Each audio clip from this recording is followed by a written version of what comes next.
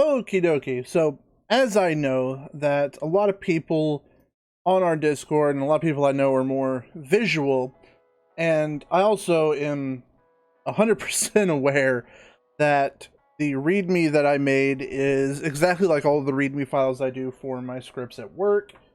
In other words, very techy, I kind of expect you to understand some stuff. So I'm going to walk you through, first off, what this is, how to get the files you need, and how to use them. First off, what is this? PrintNightmare is the name of a new vulnerability that's been found in the Windows Print Spooler.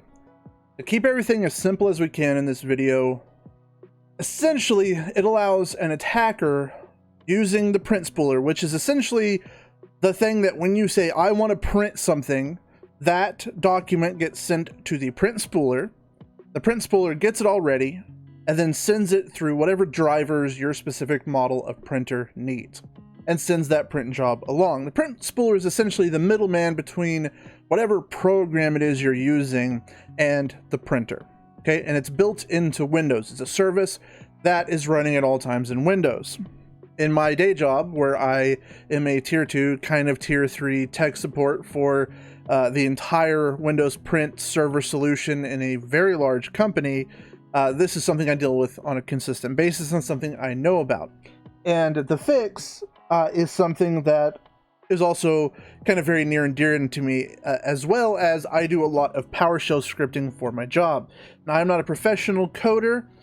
Everything I've learned in PowerShell, I've learned from literally needing to do a task on my job, or in my job, I should say, and just figuring out how to get some janky code cobbled together to work. I, again, want to state I am not a professional coder by nature. I've just been doing it my entire life, kind of off and on. So all this script does is turns the Windows Print Spooler off and disables it from restarting when you restart your computer. So that does mean you're not going to be able to print, but I've included a little bit of an extra step in this script. So there's 3 ways the script can run. Way number 1, all it does is turns off the Windows Print Spooler and disables the service. Way number 2, it re-enables everything, but stays open, and once you're finished printing, all you do is come back to the script, hit enter, it will re-disable everything and exit out. So that way, if you still need to print, you have that ability. The other way is once Microsoft has issued a fix, and I will post about this on Facebook and on this Discord that you're looking at right now. So once that fix is out, I will let everybody know, and you can use option 3 to go ahead and re-enable Windows Print Spooler, and you are good to go. So let's get started. Wherever you found this, whether this was on the Reap and Smile Discord or on my Facebook, or you somehow stumbled across this another way, first step is let's go to this link right here to my GitHub to download the file. Now, I'm going to quickly, though, open this up and talk about this script, because PowerShell, especially running a PowerShell script as an administrator, can seriously mess your stuff up.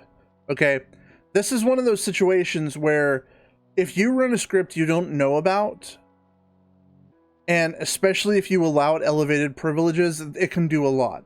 So I want to show you everything that's in this script real quickly. This has to be run as an administrator because we're dealing with Windows services. This just simply pulls in a block of text and then displays it. You'll see that when we start. Here is the function that does the enabling and disabling. So here is enable and here is disable of the service. This right here simply does our little bit at the top. This shows our block that's at the top. This gets this current status of the Print Spooler. Then we start asking for what mode, and this is mostly just letting the person running the script know what's happening at any one time, and switches between the different modes. And like with mode 3, we want to make sure that yes, you want to re-enable this permanently. So feel free to look at the script before running it. I highly suggest that. Whenever I run scripts found on GitHub, I always read through the script and make sure everything looks fine and there's nothing weird or out of the ordinary. And here's the other 2 files. This is just that top text block we talked about. And then this is just simply the README you will also find on GitHub. So when you go to GitHub through the link, this is what you will see. This is the build ready to download, but if you just come up here and click on PrintNightmare, which is the name of the vulnerability, fix, then you can go through and look at everything. So you can go take a look at the script file. You'll find it's exactly what I just showed you in Visual Studio Code. But all you need to worry about is this right here. So you're going to click on sourcecode.zip. I think that song's a little bit loud. We're going to turn that down a little bit. This should automatically download to your kind of standard download location. Sweet mother of God, go away, Power Toys. I'll update you eventually. So I'm just going to click right here and show in folder. And there you can see our zip file. I'm going to right click on it and extract all. Trying to do stuff that you should have by default on your computer. Whereas, for example, I have other programs that I can use to extract the files. I'm trying to do it with all the tools that you should have built into Windows. I'm going to go ahead and extract this here. I'm going to open up this folder right here, and you'll see we have our files. Oh, the other one is just a license file. You can also just open this. Files like this that you don't know, always just open with Notepad. And you can see that this is released under a GNU General Public License. And then, of course, we have the file we need and the README. Now, we are going to go ahead and open this README. Actually, you know what? We'll follow it because it looks so much nicer actually here on GitHub. So this README will walk you through how to run the script. But again, I want to show you this for those of you who are more of a visual type learner. First thing we need to do is we need to get an elevated command prompt running. Well, really, we need an elevated PowerShell.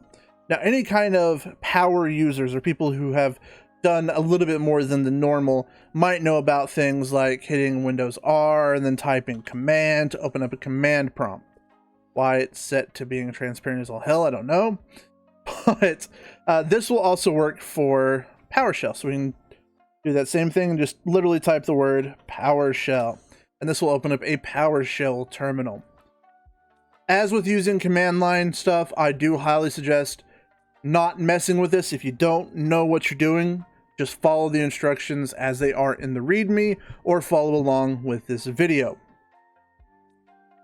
We're going to go ahead and I'm going to show you both ways to get an elevated administrator level PowerShell prompt open. So first off, we're going to follow the first step here, which all we're going to do is open up our start menu and type the word PowerShell. Now, again, you'll notice a lot more stuff on mine because I do PowerShell development and I play around with the newest version of PowerShell, but this is what you should be looking for, Windows PowerShell. Right click on it and run as administrator. You'll of course get the prompt saying, hey, are you sure you want to allow it? You probably saw a whole lot of nothing on my screen because of course OBS can't see that, but you'll get that whole normal little prompt. Hey, are you sure you want to run this? You want to click yes. This will open up a administrator level Windows PowerShell, and you can see here at the top it says administrator Windows PowerShell. Real quick, to increase font, just hold Control and scroll up. No different than zooming in on a web page, for example. The other way is we're going to go ahead and do that Windows R. Open up the run dialog, type PowerShell and hit OK. And then we're going to copy this command right here, start process PowerShell verb run as. We paste that in and then press enter. We'll get the same, hey, are you sure you want to do this? And it'll open up a second window, but you'll notice it'll say administrator in our new window. Either way you do it, we now have an administrator PowerShell window. Next part, we need to get to script.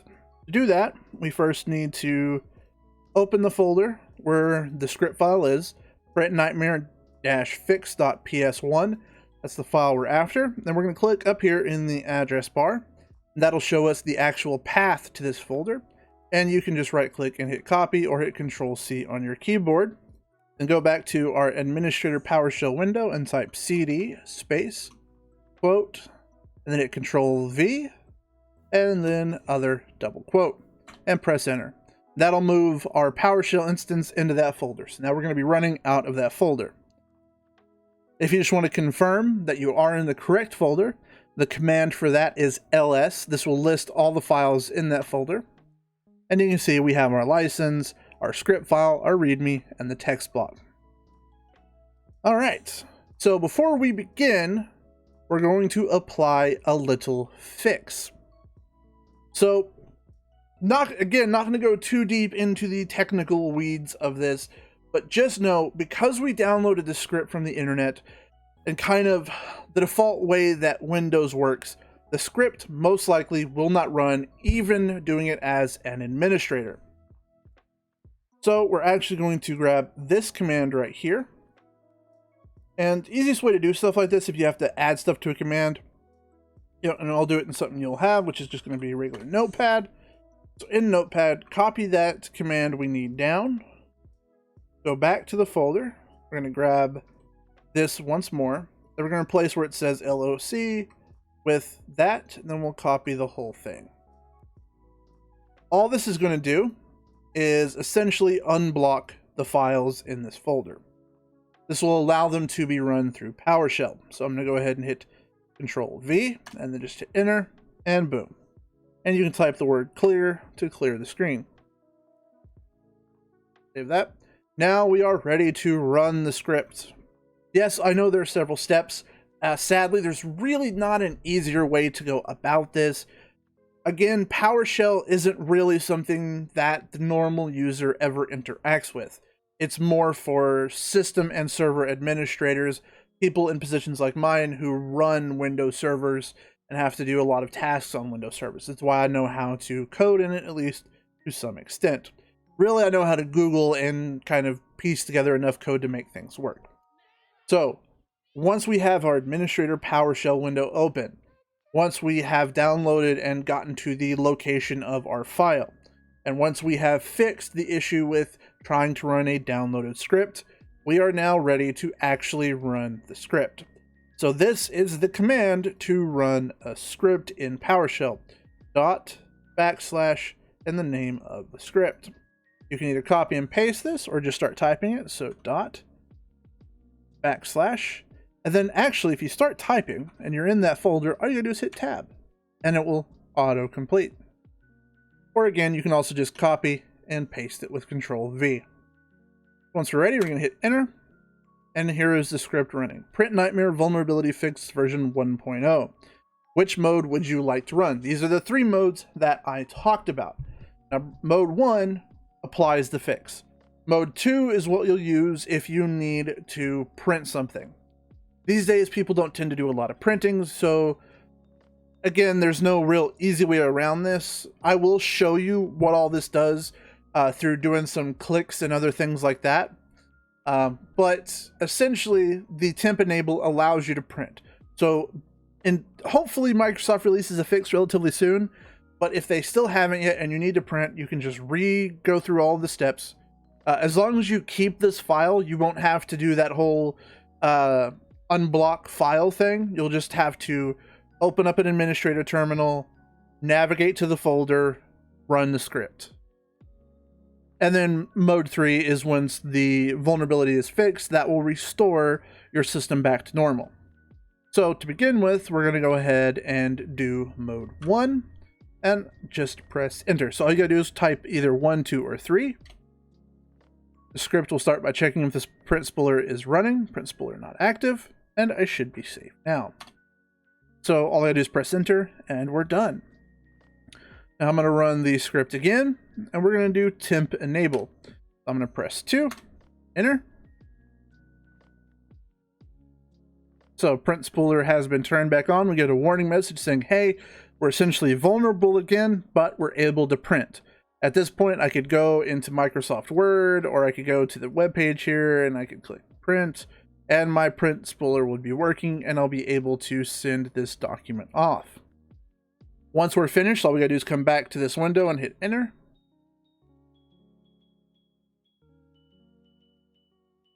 And it will re-stop the Print Spooler and disable the service from starting. And again, enter to finish. Now, once this issue has been patched. Again, keep your eyes to my Facebook or mainly to that Discord. So there is the link right there. discord.gg/NT6, capital E, lowercase g, uppercase U, uppercase S, uppercase XX2. So just keep your eyes here or Reap and Spell Discord and on my Facebook. I will let everybody know once this vulnerability has been patched. But once it has, we can go ahead and run it once more and hit 3 and enter. It'll let us know, hey, only use this if the patch has been put out by Microsoft and it is safe to restore the Print Spooler. If we are sure we want to, we type the word yes, but just for fun, let's see what happens if we type no. Well, okay then, and it'll exit out. But we want to type yes, so we're going to go mode 3, type yes, and enter. It'll notice the Print Spooler is disabled. It'll start working, turning it back on, and you should now be back to normal. Press enter to exit. So that is the script in a nutshell, and once this has all been finished and done with, you can simply delete the folder. You can just delete that and the folder once this has been patched out. Now, just to show you what this is actually doing, if we once again run and we type services. Oh wait, brain fart. We're just going to do it this way. So if we type the word services, I know what the actual thing is. Leave me alone. It's already been a long work day. So these are all of these services on your computer that are running or are available to run. Services are kind of the things that run in the background doing various tasks, so to speak. So if we scroll down here to the P's, because this is in alphabetical order, and we will find the Print Spooler. Now, right now, it is back online, so it is running. You see the word running there, and automatic. So it is currently running. It is set to automatic, which means it'll start with Windows. We'll go ahead and cancel that, and we're going to run the oldie script again, but we're going to select mode 1 to disable. Print Spooler is running, turning off, stopping, and disabling. Now if we come back here, fresh, we'll see that the Print Spooler is now disabled and stopped. And we'll run the script once more. And we'll do the temp enable.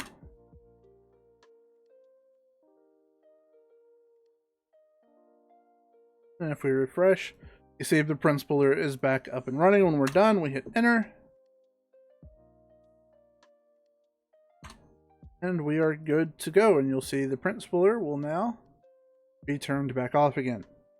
So if you don't want to download the script, if you don't trust any scripts, then you can do this method of just opening up the services, going into here, setting startup type to disabled, and stopping service, Print Spooler, and remembering to do all of that once this is done, or just download the script and run the script, whatever works for you.